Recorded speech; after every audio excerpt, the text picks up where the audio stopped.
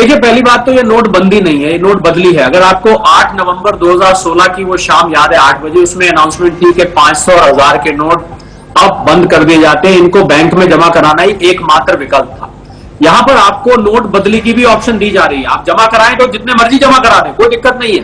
पर अगर आप नोट बदली करना चाहते हैं 2000 के नोट के बदले में 400-500 के, या आप 20 नोट 100-100 के लेना चाहते हैं, तो आप इसको जाके बदल सकते हैं। तो ये हर नोट की देखिए एक लाइफ साइकिल होती है, और ये तो टेम्परेरी बेसिस पे निकाला गया था कि उस समय जब नोट बंदी हुई थी 2016 में, तो करेंसी शॉर्टेज हो गई थी, उसको भरने के लिए निकाला गया था।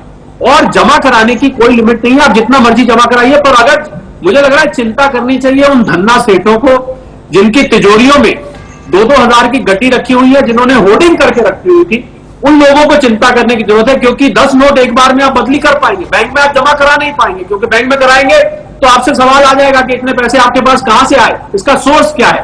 परंतु अगर आप बदली करते हैं तो जिसके पास एक गड्डी है 100 की, तो उसको समझिए 10 बार बैंक में जाना पड़ेगा, या 10 लोगों को बैंक में जाना पड़ेगा उसको बदली करने के लिए। तो सिर्फ धन्ना सेठों को, और ये नोट तो पहले ही सर्कुलेशन में कम था।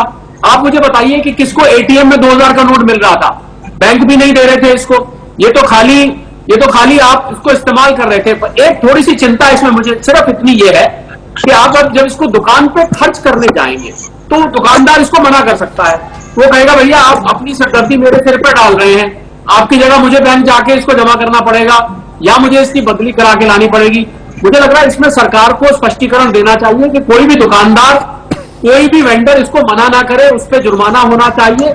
ये जरूर ध्यान रखना पड़ेगा, वरना बैंकों के बाहर आपको भीड़ दिखाई देगी, क्योंकि कुछ ना कुछ किसी न किसी के पास पड़ा पड़ेगा। और मेरी इंडिया न्यूज के दर्शकों को सलाह यह है कि अपने पर्स, अपने वॉलेट, अपनी तिजोरी, अपने जहां भी आप नोट रखते हैं आप चेक करिए, अगर आपके पास पड़ा है कोई पैनिक करने की जरूरत नहीं है। आप बैंक जाइए और इसको जमा कराइए, या आप इसको बदल लीजिए। अगर जमा कराना है तो आपको केवाईसी देना है, अपना पैन कार्ड, आधार कार्ड लेके जाइए, और ये बाकायदा आपके अकाउंट में जमा हो जाएगा। अगर बदली कराना है तो आप 10 नोट एक बार में ले जाइए, अलग अलग ब्रांचेस में जाइए। कोई भी बैंक आपको परेशान करता है तो आप उसकी रिजर्व बैंक इंटीग्रेटेड ओम्बड्समैन में शिकायत भी कर सकते हैं। बिल्कुल भी पैनिक की जरूरत नहीं है। ये 2016 का स्पीड हुई है, एक नोट की साइकिल 4-5 साल की होती है, उसके बाद उसको धीरे धीरे वापस ले लिया जाता है।